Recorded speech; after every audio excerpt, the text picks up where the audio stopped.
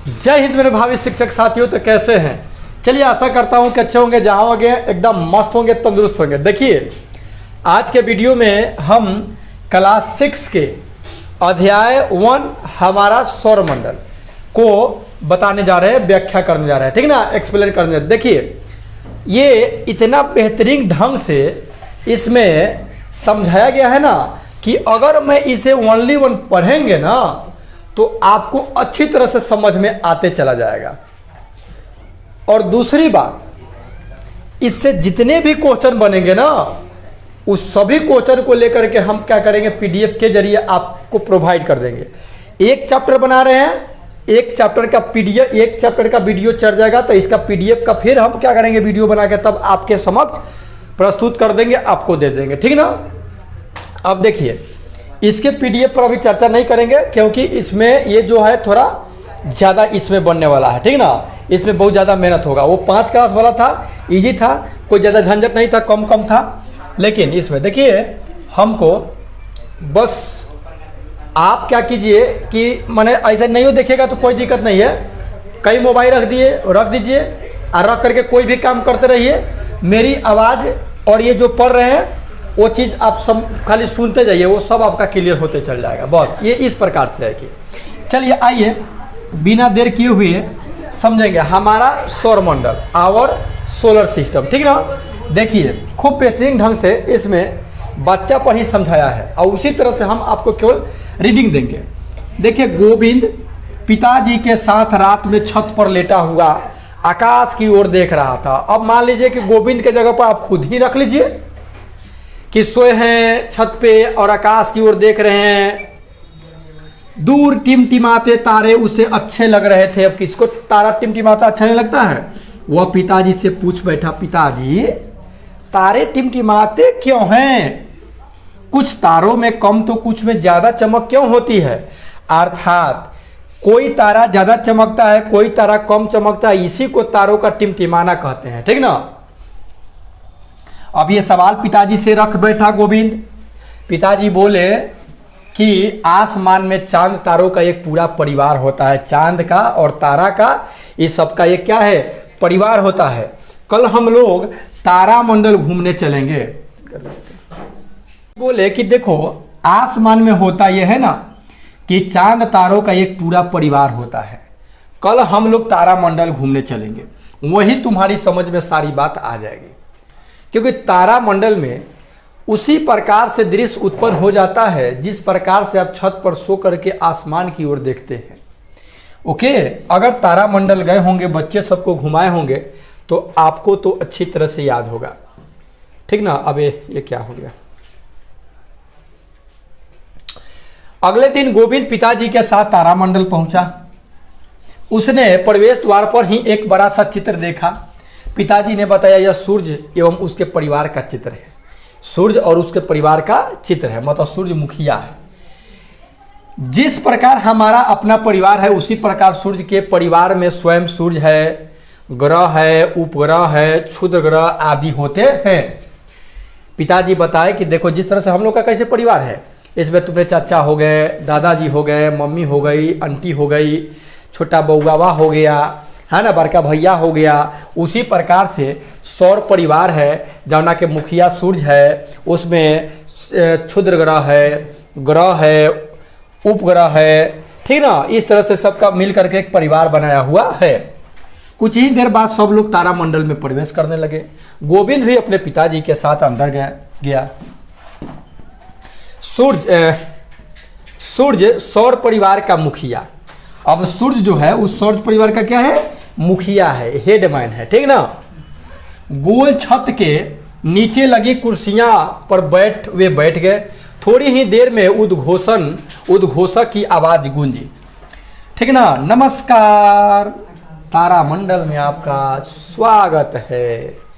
अभी हम लोग तारामंडल की सैर पर जाएंगे। गोल छतरी नुम्मा छत पर धीरे धीरे अंधेरा छा गया तथा तारे टिमटिमाने लगे। गोविंद अपनी कुर्सी पर संभल कर बैठ गया। अरे अरे ये क्या, अरे ये तो रात हो गई। तभी आवाज गूंजी, आइए तारामंडल के मुखिया से मिलते हैं।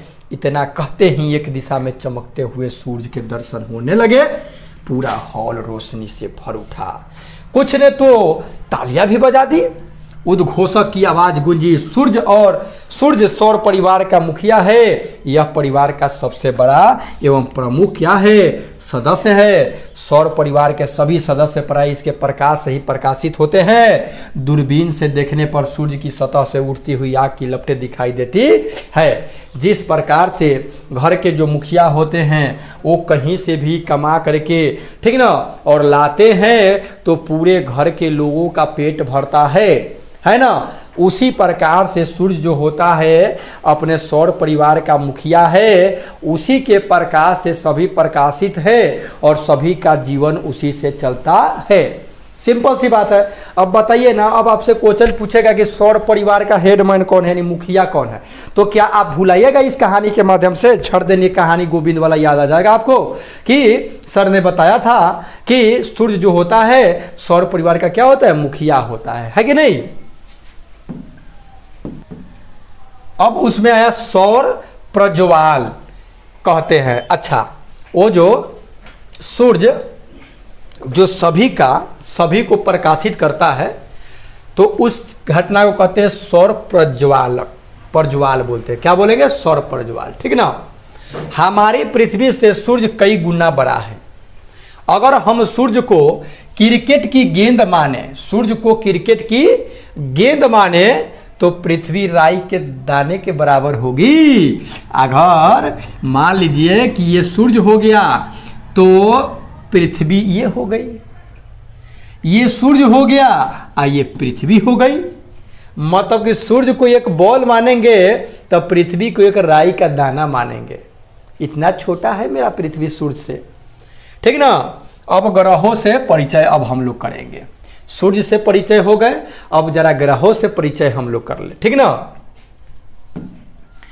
सूर्य से थोड़ी ही दूरी पर एक और गोला उभरा जो आकार में सूर्य से छोटा था। गोविंद पिताजी से पूछ बैठा, पिताजी ये चमकने लगा। इतने में कुछ और गोले उभरे और सूर्य के चारों ओर चक्कर लगाने लगे।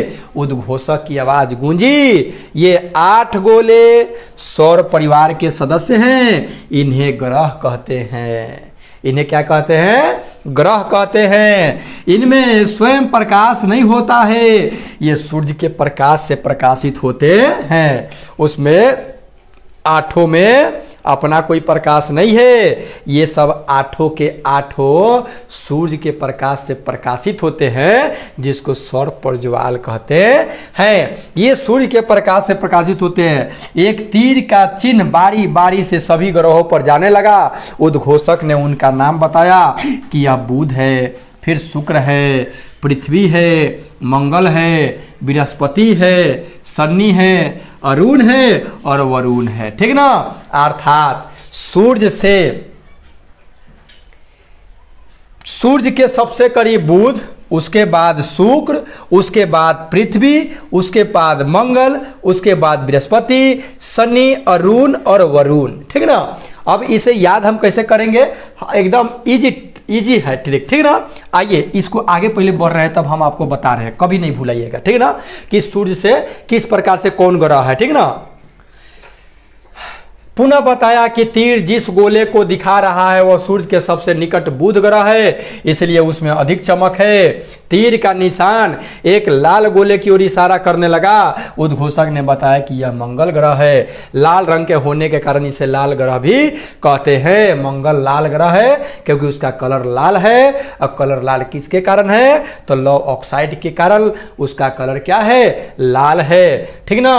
और बुध जो है वो क्या है, चमकीला है, ठीक ना। लेकिन सर्वाधिक चमकीला जो ग्रह है वो शुक्र है। आइए अब इसे हम लोग अच्छा से अभी हम कंप्लीट आपको करवा दे रहे हैं कि कौन ग्रह सूर्य से कितनी दूरी पर है, कौन ग्रह सूर्य से सूर्य के बाद कौन है, उसके बाद कौन है, ठीक है। देखिए सूर्य के नजदीक आपका हो गया बुध, और बुध के दूसरा एक नंबर गोला, 1 नंबर राशि, 2 नंबर राशि, 3 नंबर, 4 नंबर, 5, 6, 7 और लास्ट में 8। अब देखिए इसे याद कैसे करेंगे। पहले आप याद कर लीजिए कि सूर्य के नजदीक बुध है, बुध के बाद एगो बीच कीजिए बिफे, बिफे के बाद क्या आता है, शुक्र आता है, तो दूसरा में आ जाएगा आपका शुक्र ग्रह।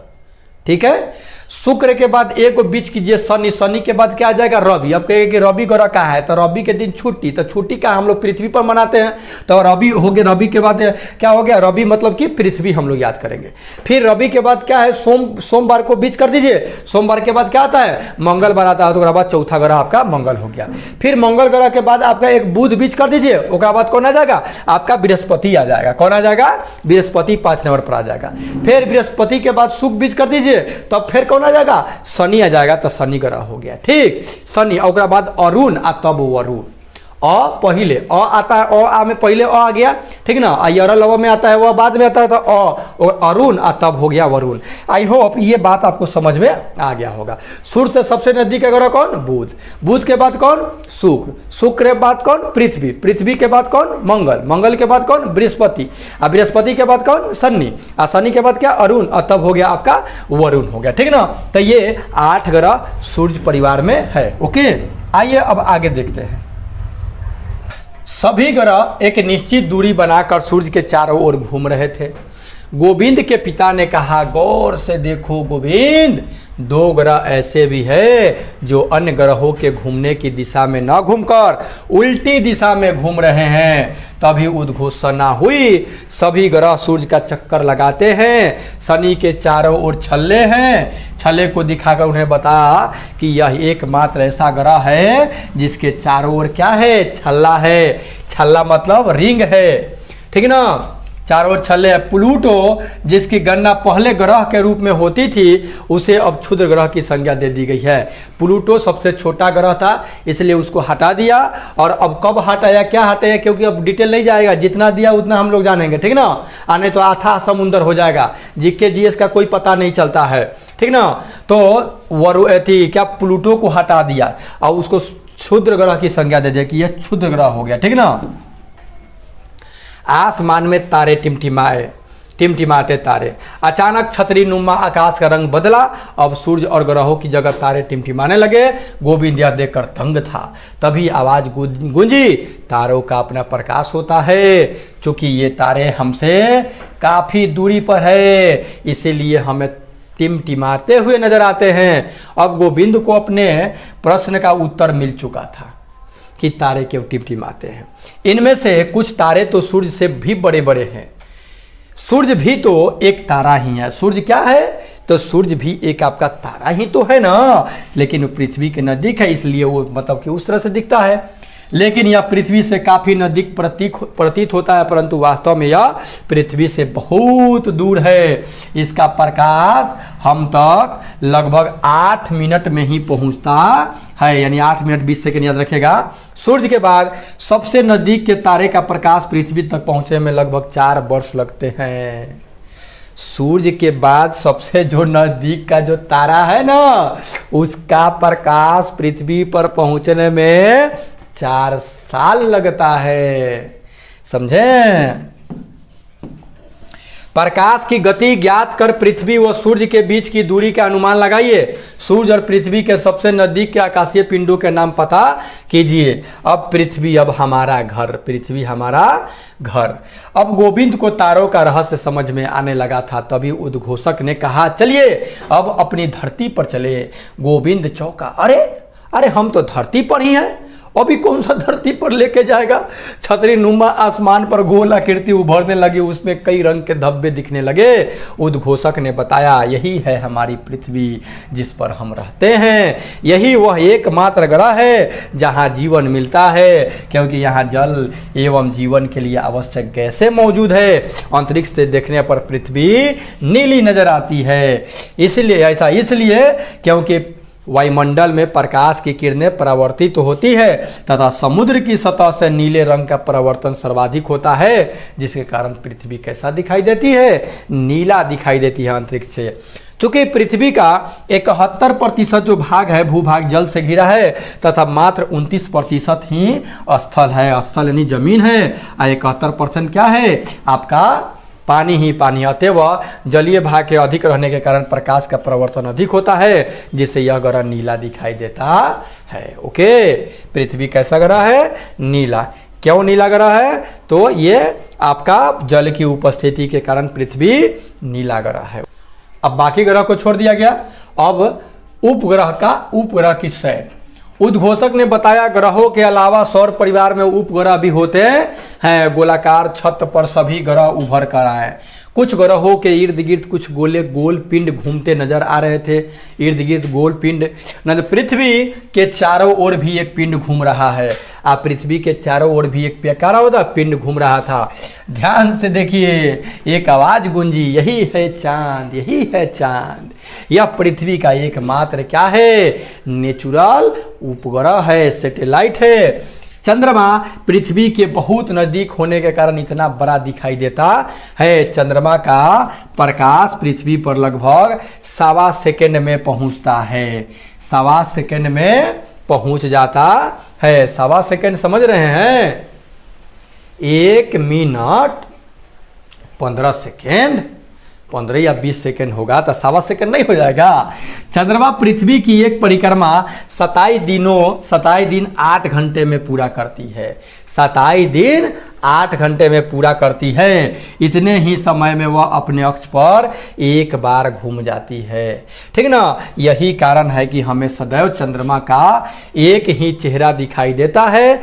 चंद्रमा पर न तो जल है और न ही वायु है। यह दिन में बहुत अधिक गर्म और रात में बहुत अधिक ठंडा रहता है, रेगिस्तान की जैसा।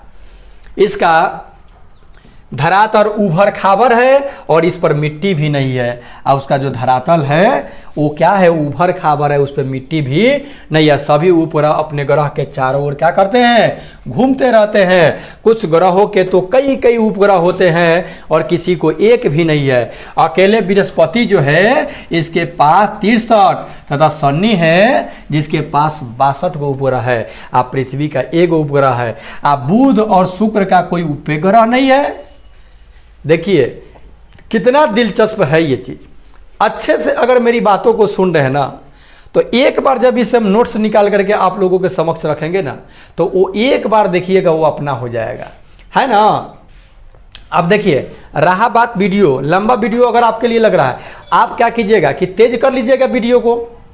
तेज करने आता होगा तो तेज कर लीजिएगा वीडियो को। तो हम जितना जो वॉल्यूम से बोल रहे हैं वो मैं हल्के बोलेगा, बस आपको सुनने से मतलब है। तो झट तो मतलब कि जो 30 मिनट का वीडियो रहेगा आप 1.5 गुना तेज कर दीजिएगा तो 15 मिनट में खत्म हो जाएगा आपका वीडियो, है ना?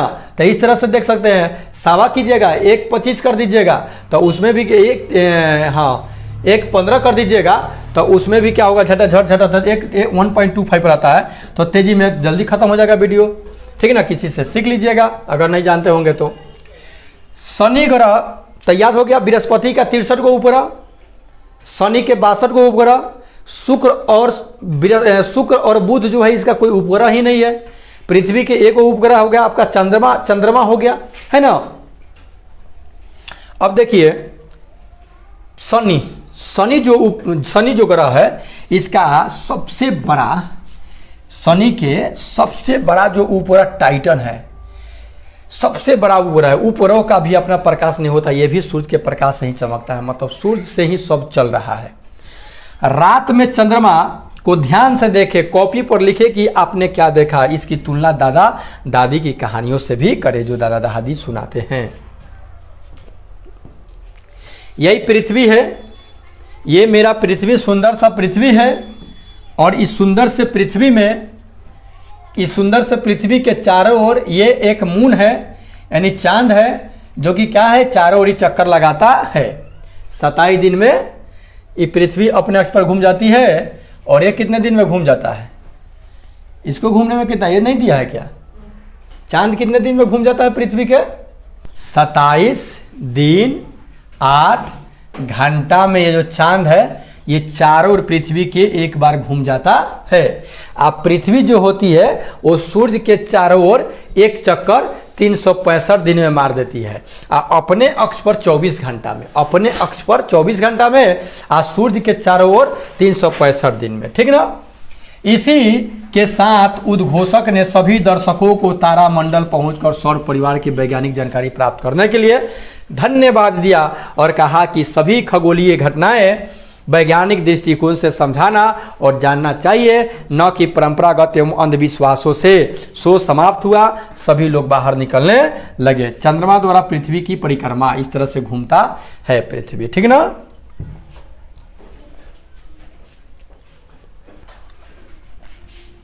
आइए आगे गोविंद के मन के बात जानते हैं। गोविंद ने उत्साहपूर्वक कहा, आज मैंने नई नई बातें सीखी। उसके पिताजी ने कहा, उन्होंने कुछ बातें नहीं बताई। सौर परिवार में तारों, ग्रहों एवं उपग्रहों के अतिरिक्त बहुत से तारे, छोटे छोटे पिंड भी सूर्य का चक्कर लगाते हैं, इन्हें क्षुद्र ग्रह कहा जाता है। गोविंद के पिताजी कहे कि बहुत कुछ नहीं बताया है। याद रखो, जो तारों, ग्रहों और उपग्रहों के अतिरिक्त बहुत से ऐसे छोटे छोटे पिंड भी है जो कि चक्कर लगाता है, उसको क्षुद्र ग्रह बोलते हैं। ये मंगल एवं बृहस्पति की कक्षाओं के बीच होते हैं। अब मंगल और बृहस्पति के बीच में ये रहता है। पृथ्वी या शुक्र के और बुध और बृहस्पति के बीच में, बुध और शनि के बीच में नहीं रहता है, ठीक ना। बुध के बाद बिफे शुक्र, बुध और शुक्र के बीच में नहीं रहता है। ये रहता है आपका बृहस्पति और मंगल के बीच में।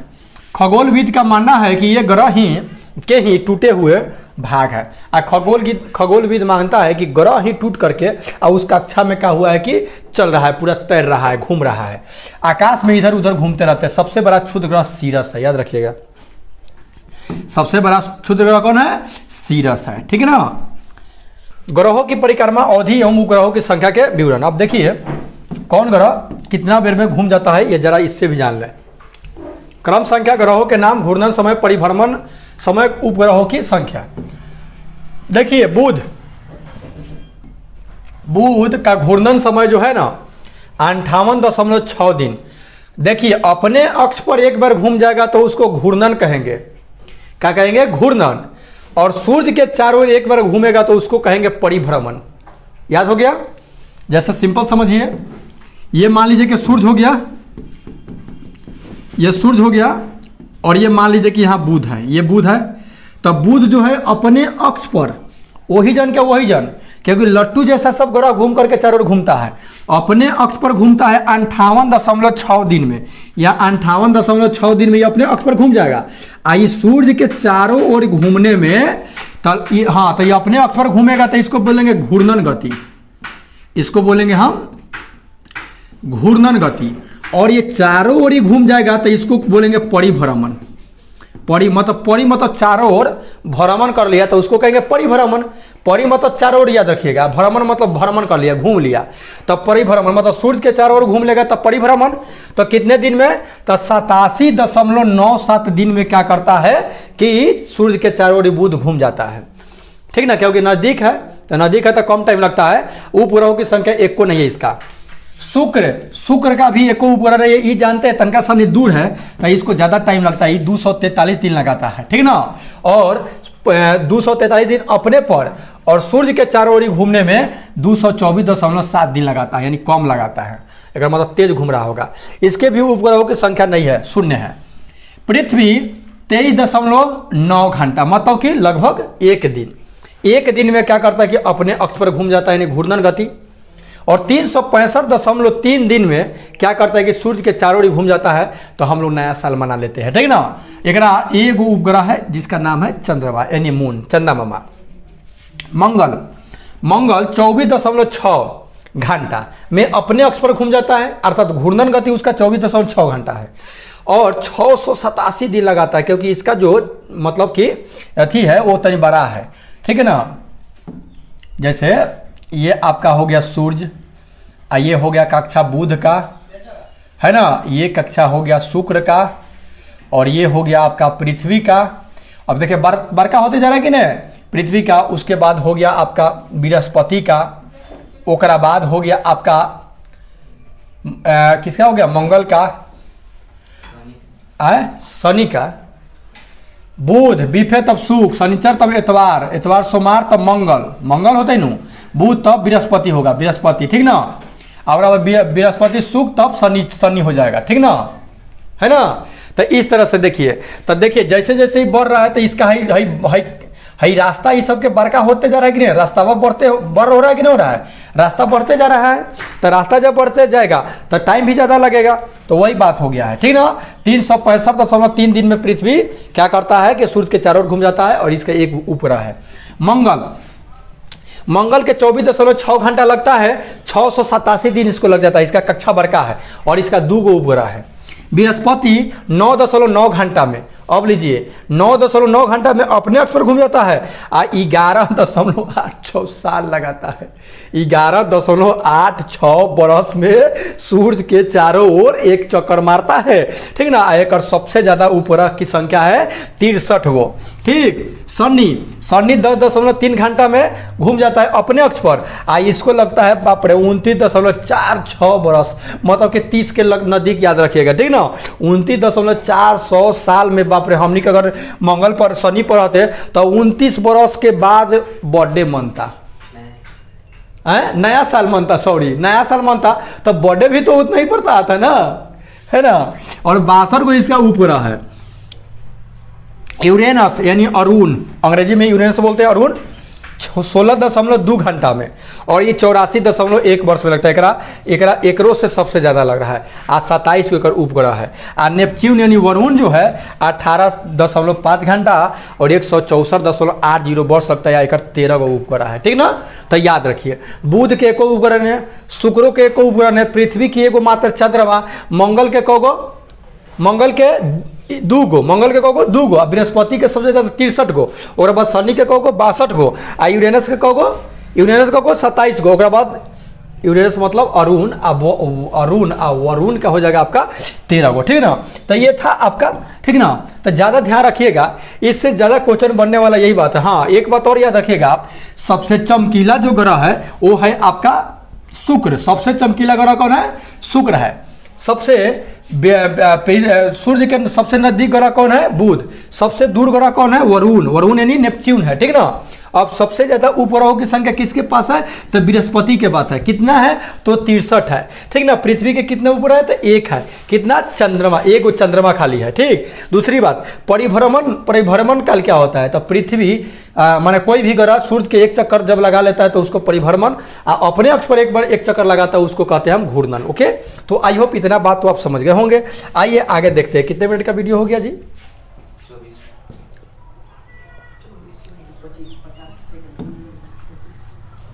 ओके, कुछ नोट में बात दिया है कि हाल के अनुसंधान एवं खोजों के उपरांत प्लूटो को ग्रह की सूची से निकाल दिया गया। जब पहला चर्चा इसका चला है, कभी कभी आकाश से टूटकर गिरते हुए तारे दिखाई देते हैं। कभी कभी तो देखे, हम तो देखे, आप देखे होंगे। ये तारे नहीं होते भैया, बल्कि ये पत्थर के छोटे छोटे टुकड़े होते हैं जो सूर्य के चारों ओर चक्कर लगाने वाले पिंडों से टूटकर क्या करता है? गिरता है। और आते आते हमने वायुमंडल में आते आते घिसते घिसते खत्म हो जाता है, ठीक ना। कहीं कहीं गिर गया तो उसी को कहेंगे उल्का पिंड। अगर गिर गया तो उसको कहेंगे हम उल्का पिंड। वही पत्थरवा जब आके गिरेगा तो उसको क्या कहा जाएगा? उल्का पिंड कहा जाएगा, ठीक ना। उल्का पिंड कहा जाता है। टूटकर गिरने की प्रक्रिया में वायु के साथ घर्षण के कारण ये गर्म होकर जल जाते हैं, जिससे प्रकाश उत्पन्न होता है। कई बार उल्का पूरी तरह जले बिना पृथ्वी पर गिर जाते हैं, जिससे धरातल पर गड्ढे बन जाते हैं। तो लोग कहता है का कि जिन बाबा राते भर में पोखरा तक खोन देलन जिन बाबा राते भर में पोखरा खोन देलन, ठीक ना, ऐसा लोग कहता है। ये देखिए आकाश गंगा यानी गैलेक्सी है, ठीक ना। और इस आकाश गंगा में देख लीजिए, बाप रे बाप, समझ रहे हैं? ये देखिए एक आकाश गंगा, फिर ये आकाश गंगा, आकाश गंगा, आकाश गंगा। उसी में सर एक आकाश गंगा हम लोगों का है, और उस आकाश गंगा में वो मतलब हमारा एक सोलर सिस्टम है, सौर परिवार है, और उस तरह चलता है। देखिए कितना सारा आकाश गंगा है, आकाश के गंगा है। अब बताइए, मनुष्य एगो आकाश गंगा में मान लीजिए कि अगर हे पर है तो ये एगो ब्रह्मांड समझ लीजिए हो गया। ब्रह्मांड में कितने, अब बताइए जरा, एहू पर होगा तो एहू पर अगर ग्रह होगा सब, और वहू पर एगो तारा होगा घूम रहा होगा, तो कौन जा रहा है? एलियन फेलियंस होगा, है ना। तो ऐसा ही सबका तो पता लगाना, बाप रे बाप मत कहिए। जब पत्थर टूट के गिरता है किसी ग्रह से तो उसको क्या कहते हैं? उल्का पिंड बोलते हैं। और वही पृथ्वी के वायुमंडल में घर्षण से क्या होता है कि जल जाता है, कभी कभी नहीं जलता है तो नीचे गिरता है, तब बूझ लीजिए कि बड़का गड्ढा हो गया, ठीक है ना। ध्रुव तारा यह एक स्थिर तारा है, स्थिर तारा है। यह उत्तरी गोलार्ध में पृथ्वी के उत्तरी अक्ष पर अवस्थित है। उत्तरी गोलार्ध में है, ठीक ना। किस गोलार्ध में है? उत्तरी गोलार्ध में, और पृथ्वी के उत्तरी अक्ष पर अवस्थित है। विषुवत रेखा पर किसी भी स्थान से देखने पर ध्रुव तारा क्षितिज पर दिखाई पड़ता है, परंतु ज्यों ज्यों हम ध्रुव की ओर बढ़ते जाते हैं क्षितिज से उसकी ऊंचाई बढ़ने लगती है। क्षितिज से ध्रुव तारे की ऊंचाई जितनी डिग्री होगी उस स्थान को अक्षांश भी उतना ही डिग्री होगा। यह हमेशा उत्तरी दिशा में दिखता है, इसलिए प्राचीन काल से ही नाविकों को समुद्र में उत्तर दिशा का ज्ञान करवाता रहा है। कौन? ध्रुव तारा। ध्रुव तारा को देख करके हमेशा उत्तर में रहता है, उत्तरी ध्रुव में ये रहता है, ठीक ना। तारों के कई विशेष समूह हैं, तारों के कई विशेष समूह है। जब पृथ्वी सूर्य की परिक्रमा करती है तो सूर्य विभिन्न तारा समूहों के बीच नजर आता है। ऐसे समूहों की संख्या 12 है। कितने हैं? 12। इन्हें हम राशि कहते हैं। इसको हम क्या कहते हैं? राशि भी कहते हैं। इन राशियों में जो तारे हैं वे किसी न किसी आकृति के तरह नजर आते हैं। उन्हीं आकृतियों के नाम पर इन राशियों के नाम दिए गए हैं। ये नाम है मेष, वृष, मिथुन, कर्क, सिंह, कन्या, तुला, वृश्चिक, धनु, मकर, कुंभ तथा मीन। अब आपका कौन राशि है? पृथ्वी के चारों ओर विभिन्न तारों का समुदाय है। आप पृथ्वी के चारों ओर विभिन्न तारों का क्या है? एक समुदाय है जिसकी संख्या 27 है। कितनी संख्या है? 27 है, ठीक ना। पृथ्वी के चारों ओर जो तारों का समुदाय है उसकी संख्या 27 है। चांद को पृथ्वी की परिक्रमा के दौरान किसी न किसी तारों के इस समूहों के सामने से गुजरना पड़ता है। इन तारों के समूह को नक्षत्र कहते हैं। और वो तारा का समूह क्या कहलाता है? नक्षत्र कहलाता है। ये नक्षत्र इस प्रकार है। अब नक्षत्र कौन कौन है? तो अश्विनी है, भरणी है, कृतिका है, रोहिणी, मृगशिरा, आद्रा, पुनर्वसु, पुष्य, अश्लेषा, माघा, पूर्वा, फागुनी, उत्तरा फागुनी, हस्त यानी हथिया जिसको कहता है सब, चित्रा, स्वाति, विशाखा, अनुराधा, जेठ, मूल, पूर्वा आषाढ़, उत्तरा आषाढ़, सावन, घनिष्ठा, शतभिषा, पूर्व भाद्रपद, उत्तरा भाद्रपद एवं रेवती। अब बताइए इतना सारा क्या है? ये है आपका नक्षत्र है। लेकिन इतना तो नहीं कहता है सब खाली सावन, भादो, आश्विन, कार्तिक, ये सब अगहन, माघ, पूस, बस इतना ही कहता है लोग। ये तो मार खानी है जी। माघा, पूर्वा, फागुनी, ठीक ना। हथिया तक कहता है सब कि चित्रा चढ़ाता हथिया। तो उसके बाद कौन? आदारा, क्या क्या इस तरह से मतलब आदरा मनाता है लोग। पृथ्वी इनसे प्रत्येक नक्षत्र को 14 दिनों में पार कर लेती है। ये सब नक्षत्र से पृथ्वी क्या करती है? 14 दिन में पार कर लेते हैं। इसलिए नक्षत्रों की अवधि 14 दिनों की होती है। तो 14 दिन के ने कहता है सब कि एक 14 दिन के 14 दिन के एक पक्ष बोलता है ना जी। एक पक्ष मतलब 15 दिन के बोलता है सब। 14 दिनों की होती है। ज्योतिष के विद्वान मानते हैं कि नक्षत्र और मौसम में गहरा संबंध है। आज ज्योतिष से जो विद्वान है वो मानते हैं कि नक्षत्र और मौसम में क्या है? गहरा संबंध है। एक नक्षत्र में मौसम की दशा देखकर दूसरे नक्षत्र में मौसम का पूर्वानुमान भारतीय ज्योतिष की परंपरा रही है। इसी से वो क्या करता है कि लगा लेता है अपना आकलन, ठीक ना। आज गोविंद को ब्रह्मांड की विशालता एवं रहस्यों का पता लगा। एक बात छेड़ा कहाँ से? छत पर सोया था, चांद को देखा।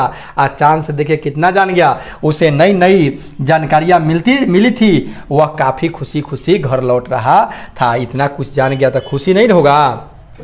आपके तो लड़का को ले जाएगा तो छोटा वो नहीं भूला जाएगा, सब बातें भूला जाए। आकाश गंगा को तारों की नदी कहा जाता है। तारों की नदी को क्या कहते हैं? आकाश गंगा। इसके अलावा ब्रह्मांड में अनेक आकाश गंगा भी है। गोविंद ने पूछा ये आकाश गंगा क्या है? मतलब आकाश में गंगा बहती है? What it? पिताजी, खुले आकाश में कहीं कहीं रास्ते की तरह दूर तक असंख्य तारों की फैली चौड़ी सफेद चमकदार पट्टी होती है। इसकी कल्पना आकाश में प्रकाश की एक बहती नदी की तरह की गई है। इसे ही आकाश गंगा कहते हैं, ठीक है ना। सप्तवर्षी यानी तारों का समूह। गोविंद जब रात में तुम देखोगे तो उत्तर दिशा में 7 तारों का एक समूह नजर आएगा। 7 तारा में सप्तर्षि, 3 को एक लाइन में रहता है, उसको 3 डोरिया कहता है सब, जिसे सप्तवर्षी के नाम से जाना जाता है। भारतीय विद्वानों ने इसका नामकरण ऋषियों के नाम पर किया है, जो इस प्रकार है। जानते हैं 7 को जो दिखाई देता है, एक मतलब ऐसे तिरछा भारती का के उसका 7 को ऋषि, ऋतु, पुलह, पुलसत्य, अत्रि, वशिष्ठ, अंगिरा एवं मरीचि, ये 7 को तारा का नामकरण है। यूनानी ग्रंथों में इसे यूनानी जो ग्रंथ है उसमें जानते हैं, यहाँ तो ऋषि के नाम पर रखा है, वहाँ रखा है अल्फा, बीटा, वहाँ रखा है अल्फा, बीटा, गामा, डेल्टा, ऐसे डेल्टा, एप्सिलॉन, एट्टा। अब एट्टा कैसे लिखाता है जी? एट्टा इधर सिग्मा हो गया, एट्टा यार, एट्टा कैसे लिखाता है, जेट्टा कैसे लिखाता है, लो एट्टा जेट्टा, ठीक ना, ये सही एट्टा ऐसे रहता है क्या, तो ठीक ना, जिट्टा, ये तो कुछ ठीक ठाक है। वो में ऋतु, पुल्ला, पुलसत्य, अत्रि, वशिष्ठ, अंगिरा और मरीचि, ठीक ना। तो 7 को तारवा के नाम है ये, ठीक ना। देखिए ये आकाश में सप्तर्षि आपको दिखाई दे रही है क्या? ये सप्तर्षि दिखाई दे रही है क्या? 7 को तारों का समूह देखिए, 1 2 3 4 5 6 7, ठीक, सप्तर्षि। फिर इधर देखिए, इधर भी सप्तर्षि है, 1 2 3 4 5 6 7, ठीक ना। तो 2 को सप्तर्षि ने 1 रहता है, मतलब इस तरह से खींचा गया है। तो इस तरह से क्या ये सप्तर्षि है, मतलब 7 तारों का क्या है, समूह है।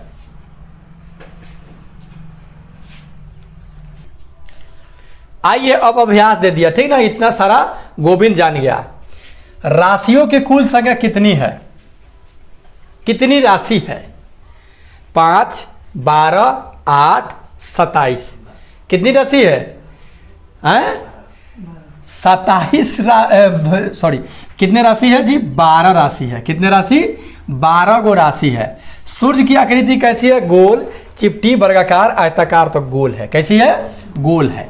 ओके, सौर परिवार का मुखिया कौन है? तो सौर परिवार का मुखिया कौन है? सूर्य है आपका। सौर परिवार का मुखिया कौन है? सूर्य है।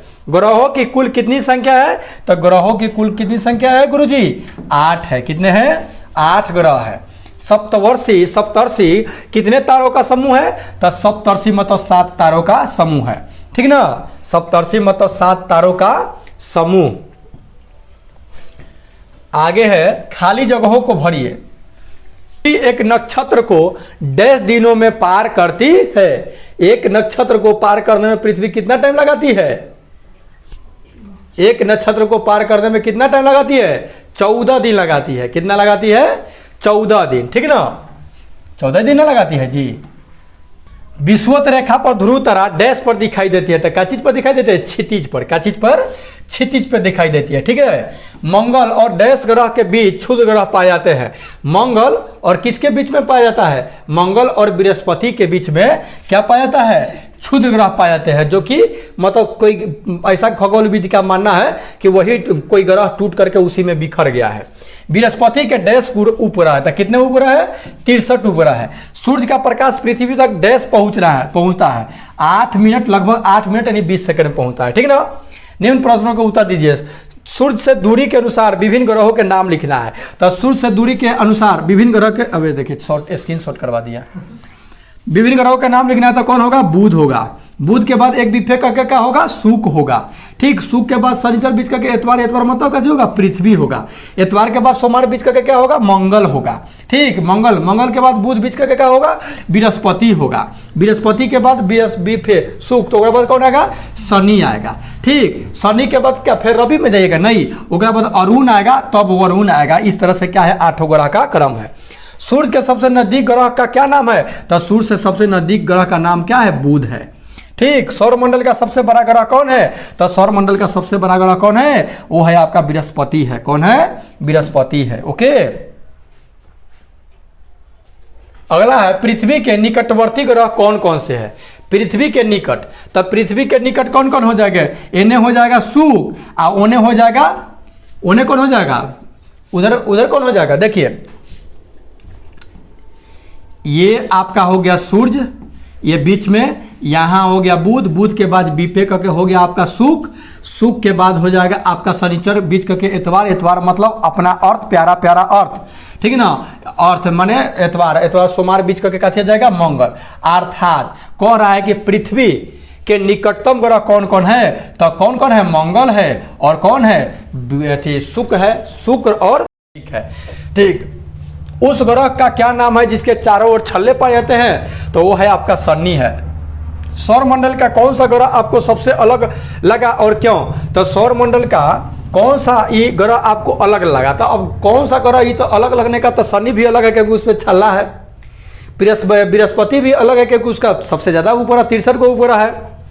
पृथ्वी के उपग्रह का क्या नाम है, तो पृथ्वी के उपग्रह का नाम आपका है, क्या उपग्रह का नाम है भैया, चंदा मामा नाम है, चंदा है। वे कौन कौन से ग्रह है जो पृथ्वी के घूमने की विपरीत दिशा में घूमते हैं, एक शुक्र है और अरुण, शुक्र और अरुण पूरब से पश्चिम के दिशा में घूमता है, पृथ्वी पश्चिम से पूरब, इसलिए सूरज पूरब से निकलता है। आकाश गंगा क्या है, तो आकाश गंगा क्या है, आकाश में मतलब कि तारों के जो प्रकाश उकाश होता है उसी का जब एक मतलब कि एक समूह होता है, समझ लीजिए। आइए आगे देख ले रहे हैं हम आकाशीय पिंड एवं दी गई विशेषताओं का सही मिलान। देखिए यहाँ पे बुध, लाखों आकाशगंगा समूह, पृथ्वी का उपग्रह सबसे छोटा ग्रह, हाँ बुध सबसे छोटा ग्रह है। पृथ्वी कैसा ग्रह है, तो नीला ग्रह है। चंद्रमा आकाश में चक्कर लगाने वाला पत्थरों नहीं, चंद्रमा पृथ्वी का उपग्रह है, चंद्रमा क्या है, पृथ्वी का उपग्रह। उल्कापिंड, उल्कापिंड क्या है, आकाश में चक्कर लगाने वाले पत्थरों के छोटा छोटा टुकड़ा है। आकाशगंगा क्या है, लाखों तारों का समूह है, लाखों तारों के समूह को आकाशगंगा। और ब्रह्मांड क्या है, ब्रह्मांड है लाखों आकाशगंगा का समूह है। यही ना मिलान हो जाएगा जी। आपस में चर्चा करें, अब लड़का सब करेगा चर्चा। मिलते हैं नेक्स्ट वीडियो में, तब तक इजाजत, take care and goodbye. Video कैसा लगा जरूर बताइए, ओके।